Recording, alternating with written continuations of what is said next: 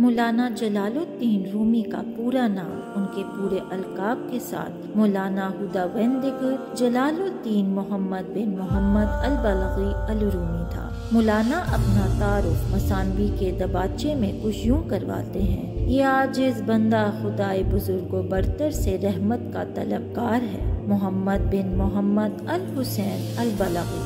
مولانا جلال الدین رومی کی پیدائش اور خاندان۔ مولانا رومی 30 ستمبر 1207 کو وخش دریائے وخش کے مشرقی کنارے پر واقع ایک گاؤں جو موجودہ تاجکستان میں سنگتودا کے نام سے جانا جاتا ہے میں بہاؤالدین ولد اور مومنہ خاتون کے ہاں پیدا ہوئے۔ مولانا رومی کا تعلق ایسے خاندان سے تھا جس میں فقہا، ماہرین الہیت اور صوفیزم سے وابستہ افراد کی ایک لمبی فہرست ہے۔ ان کے دادا حسین کاتبی ایک مسلم اسکالر اور پریچر تھے، جبکہ ان کے والد ایک بہت نیک انسان اور مشہور روحانی مذہبی اسکالر تھے اور ان کو علماء کے سلطان کا لقب بھی حاصل تھا۔ مولانا رومی کا بچپن۔ جب منگولوں نے 1215 اور 1220 کے درمیان وسطی ایشیا پر حملہ کیا تو بہاؤالدین اپنے جانشین اور خاندان کے ہمراہ مغرب کی طرف روانہ ہوئے۔ راستے میں مولانا رومی کی ملاقات ایران کے مشہور شہر نشاپور میں ایک مشہور فارسی صوفی شاعر فرید الدین عطار سے ہوئی۔ اس وقت مولانا رومی کی عمر تقریباً 10 برس تھی۔ نشاپور سے بہاؤالدین کا قافلہ بغداد کے لیے روانہ ہوا، جہاں پر ان کی ملاقات بہت سے علماء اور صوفیہ کرام سے ہوئی۔ بغداد سے یہ قافلہ حجاز کے لیے روانہ ہوا اور حج ادا کرنے کے بعد مختلف مقامات سے ہوتا ہوا کارمان میں آ کر 7 برس کے لیے آباد ہوا۔ مولانا کی والدہ اور بھائی کا بھی یہیں انتقال ہوا۔ مولانا کی شادی اور بچے۔ 1225 میں مولانا جلال الدین رومی نے گوہر خاتون سے ازواجی بندھن باندھا، جس سے ان کے 2 بیٹے پیدا ہوئے، سلطان ولد اور علاؤ الدین چلبی۔ گوہر خاتون کے گزر جانے کے بعد مولانا رومی نے کارا خاتون سے دوسری شادی کی، جن میں سے ان کا ایک بیٹا امیر علیم چلبی اور بیٹی مالکی خاتون پیدا ہوئے۔ کارمان سے کونیا تک کا سفر۔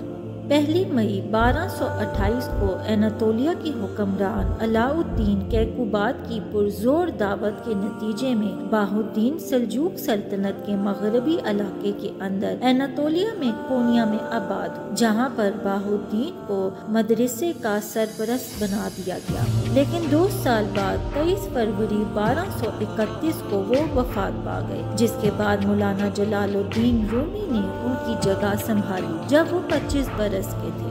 مولانا جلال الدین رومی کے استاد۔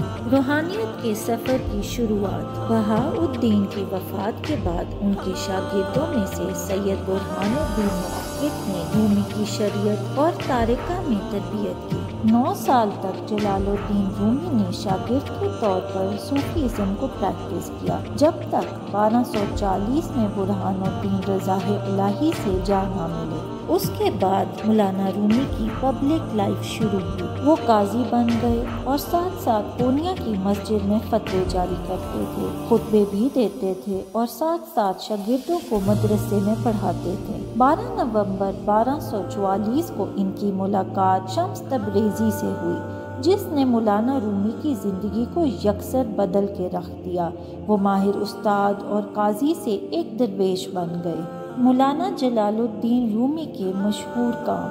مولانا جلال الدین رومی ایک بہترین شاعر کے طور پر ابھرے، جن کا ہمیں کوئی ثانی نہیں ملتا۔ مولانا رومی کی شاعری کو 2 حصوں میں تقسیم کیا جاتا ہے: رباعیت اور دیوان کی غزلیں۔ شاعری میں مولانا کا سب سے مشہور اور خوبصورت کلام مثنوی ہے، جو 6 کتابوں پر مشتمل ہے۔ علاوہ ازیں دیوان شمس تبریزی بھی بہت مقبول ہے۔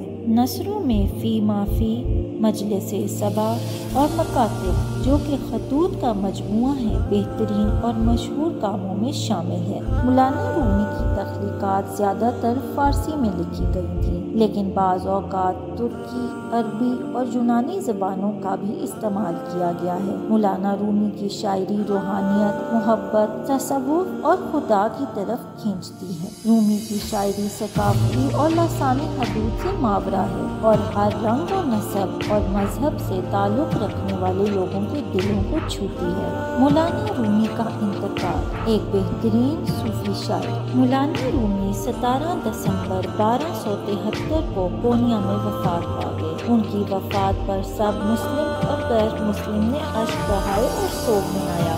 مولانا رومی کے جسد خاکی کو ان کے والد کے ساتھ دفنایا گیا۔ ان کے مزار کو یشل تربے یعنی سبز مزار کہا جاتا ہے۔ جب ہم مر جائیں تو ہمارے مزار کو زمین میں نہ ڈھونڈو، اسے لوگوں کے دلوں میں تلاش کرو۔ مولانا